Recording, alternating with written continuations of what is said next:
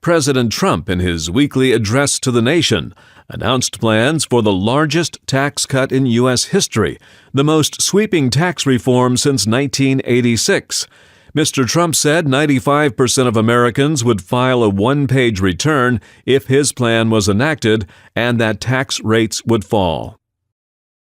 The president's remarks came 3 days after key Republicans on the Senate Budget Committee announced that they had agreed on a $1.5 trillion tax cut plan for the next 10 years.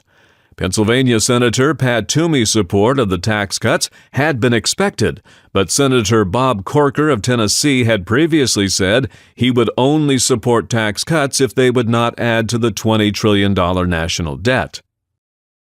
Senator Corker's change in stance opens the way for Senate passage, but to become law, the bill must be approved by a majority vote in the House of Representatives, where its fate is in doubt.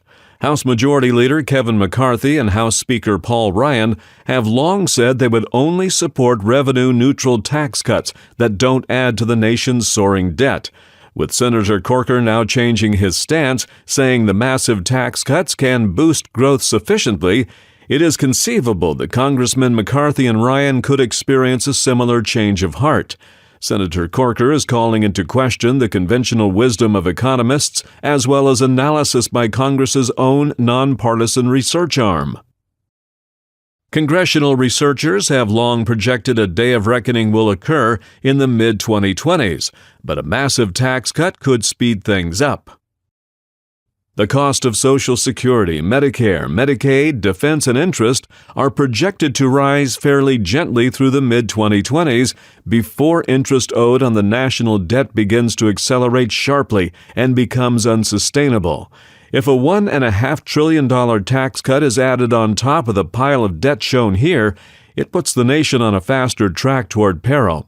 Maybe it will take such a crisis to force lawmakers to prevent the national debt from soaring beyond what the U.S. can safely afford to pay back. If tax cuts are enacted this year, opportunities to reduce your tax bill could be substantial. Be prepared to review your investment gains and losses, deductions, and income before the year ends, and stay tuned to our channel for updates. We are independent professionals, authoritative analysts of wealth management issues. For continuing coverage of tax tactics at this important time, please subscribe to our email newsletter.